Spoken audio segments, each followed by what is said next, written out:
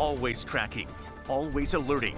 This is Next Weather. Next Weather meteorologist Nick Mariano is joining us once more. Of course, we're keeping an eye on the heat. It seems like it could be potentially dangerous tomorrow if we're getting to records, possibly. Yeah, I think many spots will go for record highs tomorrow. And you factor in the humidity, it will feel between 105 to as high as 110 in spots out there across much of South Florida. At least from the inside, you look out there, it doesn't look all that bad, right? But when you step outside, it just hits you right in the face. We know the drill here across South Florida. I want to show you this, though, across the big picture overall, holding on to mainly quiet weather. We've had a few storms out there today, but most have been holding on to the heat and a mix of sun and clouds. The best storm chance is going to remain to our north between tomorrow, even into Friday, because what's happening for us, we're starting to see some dry air coming in, and it's coming from the Saharan air layer, right? So it keeps the rain chances down, and when you have fewer storms around in this type of pattern, yeah, those temperatures start to go way up here. So that's why tomorrow will be near record highs. And we'll show you that forecast tomorrow here in just 1 second, but I'll show you this. Rain tracker tomorrow with the dry air, you can see how quiet it is, right? You don't need me to tell you that.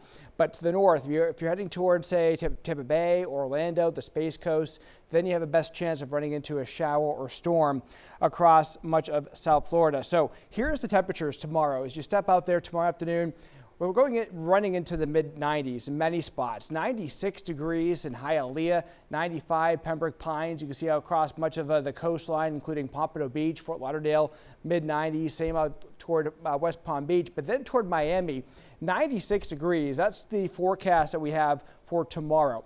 And when you look back at the data for this time of the year, for this date at the airport, 96 tomorrow. That's going to challenge the record high in Miami. In fact, Fort Lauderdale, it's going to be close. The record high in Fort Lauderdale compared to our forecast within a degree. We do think the forecast there in the Key West should be fine, should be all set here getting in through tomorrow. So again, you get into the next couple of days, and we're holding on to the dry air. I mentioned the Saharan air layer. Well, here's that forecast. You can see all that dry air coming across the Atlantic.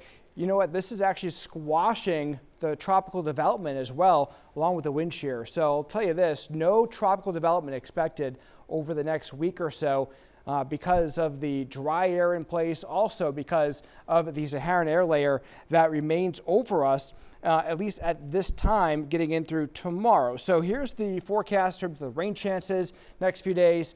Tomorrow, about a 10% chance. And then as you get into the weekend, finally, we see a return of those showers and storms Saturday, Sunday, Monday. That's going to be a return of our classic summertime pattern across much of South Florida. But that forecast, as we get into the rest of the week here, holding on to not just the heat, but eventually the return of the showers and storms. When you get more showers and storms, you get more cloud cover, right? So that's going to keep our temperatures down from the mid-90s tomorrow back to the lower 90s as we get through Sunday, Monday, and early next week, Lauren.